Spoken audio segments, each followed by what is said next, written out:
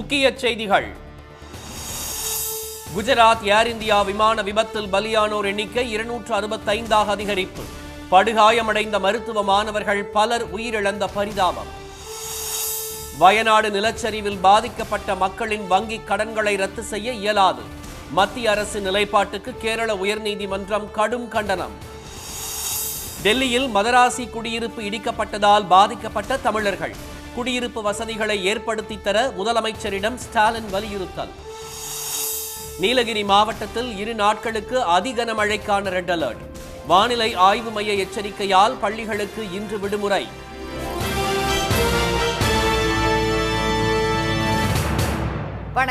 வணக்கம். குஜராத் ஏர் இந்தியா விமான விபத்தில் பலியானோர் எண்ணிக்கை 265ஆக அதிகரித்துள்ள நிலையில் விபத்து குறித்து தேசிய விசாரணை முகமை விசாரணையை துவங்கியுள்ளது. அகமதாபாத்தில் இருந்து நேற்று முன்தினம் பிற்பகல் 1:30 மணிக்கு லண்டன் நோக்கி 242 பயணிகளுடன் ஏர் இந்தியாவின் போயிங் 787 ட்ரீம்லைனர் விமானம் புறப்பட்டது. விமானம் புறப்பட்ட ஓரிரு நிமிடங்களிலேயே அருகில் இருந்த பிஜே மருத்துவக் கல்லூரி கட்டடத்தில் விழுந்து நொறுங்கி தீப்பிடித்து எரிந்தது. இந்தியாவில் அண்மை காலத்தில் நடந்த மிக கொடூரமான இந்த விமான விபத்தில் விமானத்தில் பயணம் செய்தவர்களில் ஒருவர் தவிர மற்ற 241 பேரும் தீயில் கருகி உயிரிழந்தனர். மேலும் மருத்துவக் கல்லூரி உணவகத்தில் மதிய உணவு அருந்திக் கொண்டிருந்த மாணவர்கள் 5 பேர் பலியானார்கள். 60க்கும் மேற்பட்ட மாணவர்கள் படுகாயங்களுடன் சிகிச்சை பெற்று வந்த நிலையில் அவர்களில் பலர் உயிரிழந்திருக்கலாம் என்று அஞ்சப்படுகிறது. சிவில் மருத்துவமனைக்கு நேற்று வரை உயிரிழந்தவர்களின் 265 உடல்கள் கொண்டுவரப்பட்டதாக அகமதாபாத் மாநகர காவல்துறை துணை ஆணையர் கண்ணன் தேசாய் கூறியுள்ளார். மருத்துவமனைகளில் சிகிச்சை பெற்று வருபவர்களில் பலரின் நிலை மோசமாக உள்ளதால் பலி எண்ணிக்கை மேலும் அதிகரிக்கக்கூடும் என அஞ்சப்படுகிறது. இறந்தவர்களின் உடல்களை தேடி உறவினர்கள் கண்ணீருடன் மருத்துவமனைகளின் வெளியே கதறி அழும் காட்சிகள் நெஞ்சை பிடிவதாக உள்ளது. તમારી માતાને પણ ગંભીર ઈજા થઈ છે. તેમની શું હાલત છે? તેઓ હાલમાં ક્યાં સારવાર લઈ રહી? விமான விபத்தில் பலியான 6 பேரின் உடல்கள் உறவினர்களிடம் ஒப்படைக்கப்பட்டன. எஞ்சியவர்களின் உறவினர்களை கண்டறிந்து உடல்களை ஒப்படைக்க DNA பரிசோதனை செய்யும் நடவடிக்கைகள் தீவிரமாக நடைபெற்று வருகின்றன. விமானத்தின் கருப்பு பெட்டி மற்றும் டிஜிட்டல் குரல் பதிவு பெட்டிகள் கண்டுபிடிக்கப்பட்டுள்ள நிலையில் தேசிய புலனாய்வு அமைப்பு சம்பவ இடத்திற்கு சென்று விசாரணையை துவக்கியுள்ளது. சிவில் விமான போக்குவரத்து அமைச்சகத்தின் கீழ் உள்ள விமான விபத்து புலனாய்வு பணியகமும் விபத்து குறித்து விசாரணையை தொடங்கியது. இதனிடையே போயிங் 787-8 மற்றும் 787-9 விமானங்களில் கூடுதல் பராமரிப்பு நடவடிக்கைகளை மேற்கொள்ளுமாறு ஏர் இந்தியா நிறுவனத்திற்கு சிவில் விமான போக்குவரத்து இயக்குநரகம் உத்தரவிட்டுள்ளது. இந்நிலையில் உள்துறை செயலாளர் தலைமையில் உயர்மட்ட குழு ஒன்றை அமைத்துள்ள மத்திய அரசு விபத்துக்கான காரணம் குறித்து 3 மாதங்களுக்குள் அறிக்கை தாக்கல் செய்ய அறிவுறுத்தியுள்ளது. டெல்லியில் மதராசி குடியிருப்பு இடிக்கப்பட்டதால் பாதிக்கப்பட்ட குடும்பங்களுக்கு குடியிருப்பு வசதிகளை ஏற்படுத்தி தர வேண்டும் என முதலமைச்சர் திரு மு.க. ஸ்டாலின் வலியுறுத்தியுள்ளார். இதுகுறித்து டெல்லி முதலமைச்சர் திருமதி ரேகா குப்தாவுக்கு அவர் எழுதியுள்ள கடிதத்தில் மதராசி குடியிருப்பு இடிக்கப்பட்டதால் 370 தமிழ் குடும்பத்தினர் வீடுகளை இழந்து தவித்து வருவதாகவும் அவர்கள் வீடற்றவர்களாகவும் ஆதரவற்றவர்களாகவும் மாறியுள்ளதாக குறிப்பிட்டுள்ளார். மேலும் 150க்கும் மேற்பட்ட குழந்தைகள் கல்வி கிடைக்காமல் போராடி வருவதாகவும் திரு ஸ்டாலின் குறிப்பிட்டுள்ளார். 189 குடும்பங்களுக்கு நரேலாவில் வீடுகள் ஒதுக்கப்பட்டாலும் அங்கு போதிய அடிப்படை வசதிகள் இல்லை என்றும் கடிதத்தில் அவர் சுட்டிக்காட்டியுள்ளார். புதிய வீடுகள் 20 கிலோமீட்டர் தொலைவில் உள்ளதாக கூறியுள்ள திரு ஸ்டாலின், இதனால் மாணவர்களின் கல்வி, பெண்களின் பணி வசதி உள்ளிட்டவற்றுக்கு பாதிப்பு ஏற்பட்டு இடப்பெயர்ச்சி துயரத்தை மேலும் அதிகரித்துள்ளதாக சுட்டிக்காட்டியுள்ளார். முதலமைச்சர் ஸ்டாலின் எழுதிய இந்த கடிதத்தை திமுக மக்களவை குழு தலைவர் TR பாலு டெல்லி முதலமைச்சர் திருமதி ரேகா குப்தாவிடம் நேரில் வழங்கினார். இதற்கிடையே சேலம் கல்வராயன் மலை அரசு பழங்குடியினர் உண்டி உறைவிட மேல்நிலைப் பள்ளியில் பயின்று JEE மெயின் தேர்வில் வெற்றி பெற்று சென்னை IITயில் சேர தகுதி பெற்றுள்ள பழங்குடியின மாணவி ராஜேஸ்வரி முதலமைச்சர் திரு மு.க. ஸ்டாலினுக்கு நன்றி தெரிவித்துள்ளார். விளிம்பு நிலையில் வாழும் தங்களின் ஏழ்மையை அறிந்து தமிழ்நாடு முதலமைச்சர் கல்வி உதவி மற்றும் வீடு கட்டுவதற்கான நிதியை வழங்கி தங்களை மகிழ்ச்சியில் ஆழ்த்தியுள்ளதாக அவர் கூறியுள்ளார். தமது பொறியியல் படிப்பை சிறப்பாக படித்து இஸ்ரோவில் சேர்ந்து தமது லட்சியத்தை அடைவேன் என்றும் ராஜேஸ்வரி நம்பிக்கை தெரிவித்தார். அரசு பழங்குடியினர் நலத்துறை செயலாளர் இயக்குனர் அவர்கள் மூலமா morning evening 1 hour online class நடத்துவாங்க. அது மூலமா தான் நான் JEEக்கு ப்ரிப்பேர் பண்ணியிருந்தேன். ஜேஇ மெயின்ஸ் கிளியர் பண்ணிட்டேன். அட்வான்ஸுக்கு வந்து அதே அரசு மூலிமா ஈரோடு மாவட்டத்தில் பெருந்துறையில் வந்து ஒரு கேம்ப் நடத்தியிருந்தாங்க. அந்த கேம்புக்கு போய் தான் அட்வான்ஸுக்கு வந்து ப்ரிப்பேர் பண்ணியிருந்தேன். சிஎம் சார் வந்து சொல்லியிருந்தார், வாழ்த்து சொல்லியிருந்தாரு. அது மட்டும் இல்லாமல் உன்னோட கல்வி செலவெல்லாம் ஏற்றுக்கிட்டேன் அப்படின்னு சொல்லியிருந்தாரு. சிஎம் ப்ரோக்ராமுக்காக போயிருந்தோம். அங்கே வந்து எனக்கு வந்து ஒரு லேப்டாப்பு அரசு மூலிமா நான் வீடு கேட்டிருந்தேன். அதுக்கான பட்டா வந்து கொடுத்துருந்தாங்க. மகளின் உயர்கல்விக்கான செலவு, லேப்டாப் மற்றும் வீடு கட்டி தருவதற்கான அரசாணையும் முதலமைச்சர் வழங்கியிருப்பதாக மாணவியின் தாயார் திருமதி கவிதா நன்றி தெரிவித்துள்ளார். வயநாடு நிலச்சரிவில் பாதிக்கப்பட்ட மக்களின் வங்கிக் கடன்களை ரத்து செய்ய இயலாது என்று கூறிய மத்திய அரசிற்கு கடும் கண்டனம் தெரிவித்துள்ள கேரள உயர்நீதிமன்றம் 3 வாரங்களில் உரிய பதிலளிக்க கெடு விதித்துள்ளது. கடந்த ஆண்டு ஜூலை 30ஆம் தேதி கேரள மாநிலம் வயநாடு மாவட்டத்தில் ஏற்பட்ட நிலச்சரிவு நாட்டையே அதிர்ச்சியில் ஆழ்த்தியது. முண்டக்கை, சூரல்மலை, வெள்ளரிமலை பகுதிகளில் அடுத்தடுத்து ஏற்பட்ட நிலச்சரிவில் சிக்கி 300க்கும் மேற்பட்டோர் உயிரிழந்தனர். 30க்கும் மேற்பட்டோரின் உடல் கூட கிடைக்காத வகையில் மண்ணில் புதையுண்டனர். அந்த பகுதியில் இருந்து சுமார் 1000 வீடுகள் தரைமட்டமாகின. இந்நிலையில் உறவுகளையும் உடைமைகளையும் இழந்து நிர்கதியாக நிற்கும் மக்களின் வங்கிக் கடன்களை தள்ளுபடி செய்ய வேண்டும் என்று பல்வேறு தரப்பில் இருந்து கோரிக்கை எழுந்துள்ளது. ஆனால் சம்பவம் நடைபெற்று கிட்டத்தட்ட 1 வருடம் ஆகியும் மத்திய அரசு உரிய நடவடிக்கை எடுக்காமல் காலம் தாழ்த்தி வருகிறது. இது தொடர்பாக கேரள முதலமைச்சர் திரு பினராயி விஜயன் பிரதமர் திரு மோடிக்கு நேற்று முன்தினம் கூட கடிதம் எழுதியுள்ளார். இதற்கிடையே இப்பிரச்சனையை கேரள உயர்நீதிமன்றம் தாமாக முன்வந்து வழக்காக எடுத்து விசாரணை நடத்தி வருகிறது. நீதிபதிகள் திரு ஜெயசங்கரன் நம்பியார், திரு மனோஜ் ஆகியோர் அடங்கிய அமர்வில் இந்த வழக்கு நேற்று விசாரணைக்கு வந்தபோது நீதிமன்ற உத்தரவுப்படி மத்திய அரசு பிரமாண பத்திரம் தாக்கல் செய்தது. அதில் பேரிடர் மேலாண்மை சட்டம் பிரிவு 13 நீக்கப்பட்டுள்ளதால் அந்த சட்டத்தின் கீழ் மத்திய அரசால் வங்கி கடனை தள்ளுபடி செய்ய இயலாது என்று தெரிவிக்கப்பட்டுள்ளது. அதனை ஏற்க மறுத்த நீதிபதிகள் இங்கு மத்திய அரசின் அதிகாரம் குறித்து மட்டுமே பேசுவதாகவும் வேறு எதை பற்றியும் பேச வேண்டிய அவசியம் இல்லை என்றும் தெரிவித்தனர். அரசியலமைப்பு சட்ட பிரிவு 73 மத்திய அரசின் அதிகாரம் குறித்து தெளிவாக உள்ளதாக நீதிபதிகள் சுட்டிக்காட்டினர். எனவே மத்திய அரசிற்கு அதிகாரம் இல்லை என்று கூற வேண்டாம் என்றும், தங்களால் முடியவில்லை என்றால் அதை சொல்ல தைரியம் வேண்டும் என்றும் நீதிபதிகள் காட்டமாக தெரிவித்தனர். சட்ட பிரிவுகளை காரணம் காட்டி அதன் பின்னால் அரசு மறைந்து கொள்ளக்கூடாது என்று நீதிபதிகள் அதிருப்தி தெரிவித்தனர். கடன் தள்ளுபடி செய்ய முடியுமா என்று தெரிவிக்க மத்திய அரசிற்கு 3 வார காலக்கெடு விதித்து நீதிபதிகள் வழக்கை தள்ளி வைத்தனர். தமிழ்நாட்டில் பரவலாக மழை பெய்த நிலையில் நீலகிரி மாவட்டத்திற்கு இன்று ரெட் அலர்ட் விடப்பட்டுள்ளதால் பள்ளிகளுக்கு விடுமுறை அறிவிக்கப்பட்டுள்ளது. காஞ்சிபுரம் மற்றும் சுற்றுப்பகுதிகளில் நேற்றிரவு பெய்த மழையால் குளிர்ச்சியான சூழல் நிலவியது. செங்கல்பட்டு, கல்பாக்கம், சீர்காழி, திருவாரூர், நாகை, அந்தியூர் உள்ளிட்ட இடங்களில் பெய்த மழையால் சாலைகளில் தண்ணீர் பெருக்கெடுத்து ஓடியது.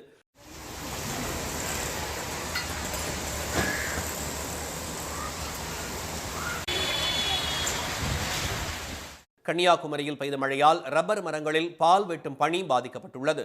மேற்கு தொடர்ச்சி மலையில் பெய்து வரும் கனமழை காரணமாக நெல்லை மாவட்டம் களக்காடு, தலையணை சூழல் சுற்றுலா பகுதிக்கு சுற்றுலா பயணிகள் செல்ல இன்று முதல் தடை விதிக்கப்பட்டுள்ளதாக வனத்துறையினர் அறிவித்துள்ளனர். மயிலாடுதுறையில் இடி மின்னலுடன் பெய்த மழையால் அங்குள்ள வட்டாட்சியர் அலுவலகம் பின்புறம் உள்ள டிரான்ஸ்பார்மர் எரிந்தது. மயிலாடுதுறை மீனவர்கள் இன்று முதல் மறு தேதி அறிவிக்கும் வரை கடலுக்கு செல்ல வேண்டாம் என்று மீன்வளத்துறை அதிகாரிகள் வலியுறுத்தியுள்ளனர். செய்யாறு, வந்தவாசி உள்ளிட்ட இடங்களில் 1 மணி நேரம் மழை பெய்தது. ஈரோடு மாவட்டம் கோபிச்செட்டிப்பாளையத்தில் பலத்த காற்றுடன் பெய்த மழையால் அங்குள்ள நெடுஞ்சாலைத்துறை கோட்ட பொறியாளர் அலுவலகம் முன்பிருந்த சுமார் 100 ஆண்டுகள் பழமையான வேப்பமரம் வேரோடு சாய்ந்தது. அப்போது இருசக்கர வாகனத்தில் சென்றவர்கள் காயமடைந்தனர். இதற்கிடையே வடக்கு கர்நாடகா, தெலுங்கானா, ஆந்திரா பகுதிகளின் மேல் நிலவும் வளிமண்டல மேலடுக்கு சுழற்சி காரணமாகவும் தென்னிந்திய பகுதிகளின் மேல் நிலவும் வளிமண்டல கீழடுக்கு சுழற்சி காரணமாகவும் நீலகிரி மாவட்டத்தில் இன்றும் நாளையும் ஓரிரு இடங்களில் கன முதல் அதி கனமழை பெய்யும் என்று கூறியுள்ள சென்னை வானிலை ஆய்வு மையம் ரெட் அலர்ட் விடுத்துள்ளது. கோவை, நெல்லை மாவட்ட மலைப்பகுதிகள், தென்காசி, கன்னியாகுமரி மாவட்டங்களில் கன முதல் மிக கனமழை பெய்யும் என்றும், தேனி, திண்டுக்கல் மாவட்டங்களில் கனமழை பெய்யும் என்றும் சென்னை வானிலை ஆய்வு மையம் தெரிவித்துள்ளது. தொடர்ந்து 2 நாட்களுக்கு ரெட் அலர்ட் விடுக்கப்பட்டுள்ளதால் நீலகிரி மாவட்டத்தில் உள்ள பள்ளிகளுக்கு இன்று விடுமுறை அறிவிக்கப்பட்டுள்ளது. மத்திய பாஜக அரசு சிறுபான்மை மக்களுக்கு எதிராக செயல்படுவதாக தலைவர்கள் குற்றம் சாட்டியுள்ளனர். சென்னை எழும்பூரில் அரசியல் அமைப்பு சட்டத்தை பாதுகாப்போம் என்ற முழக்கத்துடன் நேற்று கண்டன ஆர்ப்பாட்டம் நடைபெற்றது. இதில் திமுக சார்பில் அந்த கட்சியின் துணை பொதுச் செயலாளர் திரு ஆர் ராசா, காங்கிரஸ் சார்பில் திரு பீட்டர் அல்போன்ஸ், விடுதலை சிறுத்தைகள் கட்சி தலைவர் திரு திருமாவளவன், மனிதநேய மக்கள் கட்சி தலைவர் திரு ஜவஹருல்லா, திரு காதர் மொய்தீன் உள்ளிட்டோர் கலந்து கொண்டனர். இதில் பேசிய திரு ராசா, தமிழ்நாட்டில் தத்துவத்துடன் கலந்த தனி மனிதர்களாக பெரியார், அண்ணா, கலைஞர் ஆகியோர் உள்ளதாக தெரிவித்தார். தத்துவமாக இயங்குபவர்களை யாராலும் தோற்கடிக்க முடியாது என்று அவர் கூறினார். இஸ்லாமியர்களின் சொத்துக்களை அபகரிப்பதற்காக வக்ஃப் சட்டம் கொண்டு வரப்பட்டுள்ளதாக திரு ராசா குற்றம் சாட்டினார். சப் கமிட்டியில், அட்வைசரி கமிட்டியில் எதிர்காலத்தில் பெரும்பான்மை கூடாது, சிறுபான்மை கூடாது, நாங்கள் எல்லாம் இந்தியர்கள் என்று உறக்க சர்தார் வல்லபாய் பட்டேல் சொன்னாரோ அந்த கொள்கையை நாங்கள் அறுவடை செய்து கொண்டோம். நீங்கள் சிலையை மட்டும் அறுவடை செய்து வேறு பார்க்க போகிறீர்கள். உலகின் மிகப்பெரிய ஜனநாயக நாட்டின் பிரதமர் ஜனநாயக விழுமியங்களை பாதுகாக்கிறாரா என்று கேள்வி எழுப்பிய தலைவர்கள். பாஜக அமைச்சர் ஒருவர் ராணுவ வீரர் சோபியா குரேஷியை தீவிரவாதிகளின் சகோதரி என்று குறிப்பிட்டதை பிரதமர் கண்டிக்கவில்லை என்று விமர்சனம் செய்தார். அவரை பதவி நீக்கம் செய்யவில்லை என்று தலைவர்கள் தெரிவித்தனர். அரசமைப்பு சட்டத்தின் உறுப்பு எண் 370 நீக்கம் இஸ்லாமிய சமூகத்திற்கு எதிரான ஒரு தாக்குதல். அது ஜம்மு காஷ்மீர் மாநிலத்திற்கு எதிரானது என்பதை விட இஸ்லாமியர்களை குறிவைத்து செய்த ஒரு தாக்குதல். முத்தலாக் திருத்த சட்டம் இஸ்லாமியர்களுக்கான தனி சட்ட உரிமைகளில் தலையீடு, வெளிப்படையான ஒரு தாக்குதல். இந்த நாட்டிலே இருக்கின்ற பல்வேறு இந்து அறநிலைய ஸ்தாபனங்கள் இருக்கின்றன, கிறிஸ்தவ அறக்கட்டளைகள் இருக்கின்றன, சமண அறக்கட்டளைகள் இருக்கின்றன, குருத்வாராக்கள் இருக்கின்றன, சீக்கிய அறக்கட்டளைகள் இருக்கின்றன. அந்தந்த அறக்கட்டளைகளை, அந்தந்த நிறுவனங்களை யார் நடத்துகிறார்கள் என்று சொன்னால் அந்த மார்க்கத்தை, அந்த தத்துவத்தை ஏற்றுக்கொண்டவர்கள் தான் அந்த அறக்கட்டளைகளை நடத்துகிறார்கள். இது ஒரு இயற்கை நியதி. வக்ஃப் திருத்த சட்டம் இஸ்லாமியர்களுக்கு எதிரானது மட்டுமல்ல, அரசமைப்பு சட்டத்திற்கு எதிரானது என்று தலைவர்கள் குற்றம் சாட்டினர். ஜனநாயக சக்திகள் ஒருங்கிணைந்தால் மதவாத சக்திகளை பணிய வைக்க முடியும் என்று அவர்கள் தெரிவித்தனர். தமிழகத்தில் மத சார்பற்ற முற்போக்கு கூட்டணிதான் மத சார்பின்மை தத்துவத்தை பாதுகாக்க போராடுகிறது என்பதை மக்களிடம் கொண்டு போய் சேர்க்க வேண்டும் என்று தலைவர்கள் கேட்டுக்கொண்டனர். ஆன்மீகத்தில் அரசியல் கலக்கக்கூடாது என்ற நிபந்தனையுடன் மதுரையில் முருகன் மாநாடு நடத்த உயர்நீதிமன்றம் அனுமதி வழங்கியுள்ளது. மதுரையில் வரும் 22ஆம் தேதி இந்து முன்னணி சார்பில் முருக பக்தர்கள் மாநாடு நடைபெறவுள்ளது. இந்த மாநாட்டிற்கு போலீசார் அனுமதி வழங்காத நிலையில் உயர்நீதிமன்ற மதுரை கிளையில் இந்து முன்னணி தாக்கல் செய்த மனுவில் முருக பக்தர்களின் ஆன்மீக மாநாட்டில் முருகப்பெருமானின் அறுபடை வீடு திருக்கோவில்களின் தற்காலிக மாதிரி அமைப்புகள் அமைக்கப்பட உள்ளது என்று தெரிவிக்கப்பட்டுள்ளது. வரும் 10ஆம் தேதி முதல் 22ஆம் தேதி வரை பக்தர்கள் வழிபாடு நடத்த உத்தரவிட வேண்டும் என மதுரை மாநகர காவல் ஆணையர் அலுவலகத்தில் மனு அளித்த போதிலும் அதற்கு அனுமதி வழங்கவில்லை என்று கூறப்பட்டிருந்தது. இதற்கிடையே அனுமதி வழங்க எதிர்ப்பு தெரிவித்து அனைத்து சாதி அர்ச்சகர் பயிற்சி பெற்ற மாணவர் சங்க தலைவர் திரு அரங்கநாதன் தாக்கல் செய்த இடையீட்டு மனுவில் அறுபடை வீடுகளுக்கு குறிப்பிட்ட ஆகம முறைப்படியே பூஜை செய்ய வேண்டும் என்றும் மூலவருக்கு உரிய பூஜைகள் செய்த பிறகே உற்சவரை வெளியே கொண்டு வர முடியும் என்றும் தெரிவிக்கப்பட்டது. மேலும் இந்த மாநாட்டில் அமைக்கப்படும் அறுபடை வீடுகளில் மூலவர் சிலையை அமைக்கவே முடியாது என்றும் உற்சவர் சிலையும் கூட ஆகமப்படி பிரதிஷ்டை செய்யப்பட்டு கும்பாபிஷேகம் நடத்திய பிறகே பூஜை செய்ய முடியும் என்றும் தெரிவிக்கப்பட்டது. இந்து முன்னணி இருவேளை பூஜை செய்ய வேண்டும் என கோருவதும் ஆகமத்திற்கு முரணானது என்று தெரிவிக்கப்பட்டது. அப்போது நீதிபதி மத நிகழ்வுகளில் அரசியல் கலக்கக்கூடாது என்ற நிபந்தனையுடன் முருக பக்தர்கள் மாநாட்டிற்கு அனுமதி அளித்தார். மேலும் முருகனின் அறுபடை வீடுகளின் மாதிரிகளை வைத்து காலை மாலை வழிபாடு செய்து பிரசாதம் வழங்கவும் அனுமதி வழங்கி உத்தரவிட்டார். மத்திய அரசின் 3 வேளாண் சட்டங்களையும் ஆதரித்து தமிழ்நாட்டு விவசாயிகளுக்கு துரோகம் செய்தவர் எடப்பாடி திரு பழனிசாமி என்று வேளாண் துறை அமைச்சர் திரு எம்.ஆர்.கே. பன்னீர்செல்வம் கண்டனம் தெரிவித்துள்ளார். இது குறித்து அவர் வெளியிட்டுள்ள அறிக்கையில், நிலம் வைத்திருப்பதால் மட்டுமே எடப்பாடி திரு பழனிசாமி விவசாயி ஆகிவிட முடியாது என்று கூறியுள்ளார். உழவர்கள் வாழ்வை மேம்படுத்த வேண்டும் என்ற நல்ல மனமும் வேண்டும் என்றும் மனதில் அழுக்கை வைத்துள்ள திரு பழனிசாமி என்றென்றைக்கும் உலகுக்கே உயிரூட்டும் உழவர் ஆகிவிட முடியாது என்று திரு பன்னீர்செல்வம் விமர்சனம் செய்துள்ளார். போலி வேடம் போட்டு உழவர்களை ஏமாற்றும் வித்தை எல்லாம் தமிழ்நாட்டில் என்றும் பலிக்காது என்றும் வரும் சட்டப்பேரவை தேர்தலில் போலி விவசாயி திரு பழனிசாமிக்கு தமிழ்நாட்டு மக்கள் தக்க பாடம் புகட்டுவார்கள் என்று அவர் கூறியுள்ளார். உழவு தொழிலையும் உழவர்களையும் அழித்து பெரும் முதலாளிகள் கைகளில் விவசாயத்தை ஒப்படைக்கும் வகையில் மத்திய பாஜக அரசு கொண்டு வந்த 3 வேளாண் சட்டங்களையும் ஆதரித்தவர்தான் திரு பழனிசாமி என்று அமைச்சர் திரு பன்னீர்செல்வம் சாடியுள்ளார். ஆனால் வேளாண் சட்டங்கள் மற்றும் டங்ஸ்டன் சுரங்கம் எதிர்ப்பு என விவசாயிகள் நலனுக்கு எதிரான சட்டங்களை எதிர்த்து போராடுபவர் முதலமைச்சர் என்று அவர் புகழாரம் சூட்டியுள்ளார். ஏர் இந்தியா விமானம் விபத்துக்குள்ளான நிலையில் தொழில்நுட்ப கோளாறு காரணமாக நேற்றும் 2 விமானங்கள் ரத்து செய்யப்பட்டன. அகமதாபாத் விமான நிலையத்திலிருந்து லண்டனுக்கு நேற்று முன்தினம் புறப்பட்ட ஏர் இந்தியா விமானம் விழுந்து நொறுங்கியதில் 241 பயணிகள் உடல் கருகி உயிரிழந்தனர். இந்நிலையில் அந்தமானில் இருந்து நேற்று முன்தினம் காலை சென்னைக்கு வந்து திரும்பி செல்ல வேண்டிய ஆகாஷா ஏர்லைன்ஸ் பயணியர் விமானம் திடீரென ஏற்பட்ட இயந்திர கோளாறு காரணமாக புறப்படாமல் நிறுத்தி வைக்கப்பட்டது. இதனால் இந்த விமான சேவை ரத்து செய்யப்பட்டது. அதேபோல் சென்னையிலிருந்து மும்பைக்கு நேற்று முன்தினம் மதியம் 1:35 மணிக்கு புறப்பட்டு செல்ல வேண்டிய ஆகாஷா ஏர்லைன்ஸ் பயணியர் விமானமும் இயந்திர கோளாறு காரணமாக ரத்து செய்யப்பட்டது. இந்த விமானத்தில் பயணிக்க வந்த 130 பேர் மாற்று விமானங்களில் மும்பைக்கு அனுப்பி வைக்க ஏற்பாடுகள் செய்யப்பட்டன. அதேபோல் அந்தமானிலிருந்து சென்னை வரவேண்டிய பயணியருக்கும் மாற்று ஏற்பாடு செய்யப்பட்டது. இயந்திர கோளாறு காரணமாக 2 விமானங்கள் அடுத்தடுத்து ரத்து செய்யப்பட்டதால் பயணிகள் அவதியடைந்தனர். உரிமை கோரப்படாத இறந்த நபரின் கைரேகையை ஆதார் தரவுகளுடன் ஒப்பிட்டு பார்ப்பதற்கு அனுமதி கோரிய மனுவை தள்ளுபடி செய்து சென்னை உயர்நீதிமன்றம் உத்தரவிட்டுள்ளது. திண்டிவனம் டிஎஸ்பி சார்பில் சென்னை உயர்நீதிமன்றத்தில் தாக்கல் செய்யப்பட்டுள்ள மனுவில் இறந்து போன அடையாளம் தெரியாத நபரின் அடையாளத்தை அவரது கைரேகை மூலம் கண்டறிய ஆதார் அமைப்பான உதய் உத்தரவிட வேண்டும் என்று கூறப்பட்டுள்ளது. நீதிபதி திரு பி வேல்முருகன் முன் இந்த மனு விசாரணைக்கு வந்தபோது ஆஜரான மத்திய அரசின் கூடுதல் சாலிசிட்டர் ஜெனரல் திரு ARL சுந்தரேசன், ஆதார் அமைப்பு சேகரிக்கும் கருவிழி மற்றும் கைரேகை தகவல்கள் தடயவியல் நோக்கங்களுக்காக சேகரிக்கப்படுவதில்லை என்று தெரிவித்தார்.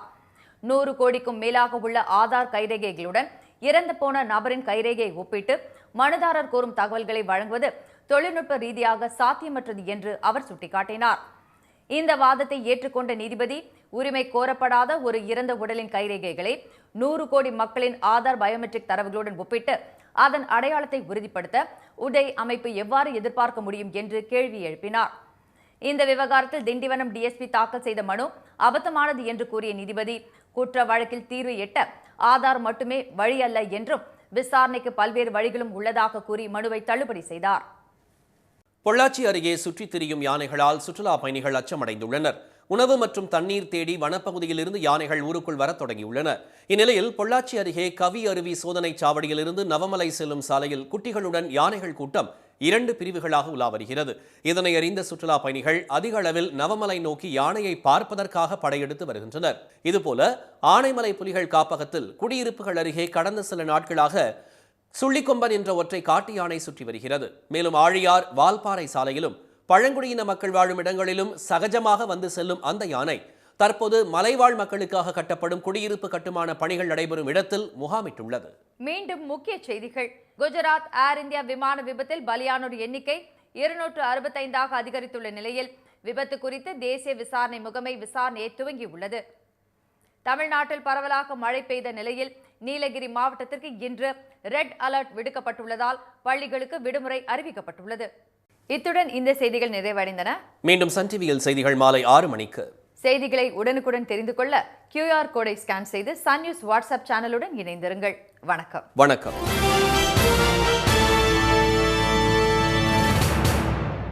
உடனுக்குடன் செய்திகளை தெரிந்து கொள்ள சன் நியூஸ் பெல் ஐகானை கிளிக் பண்ணுங்க.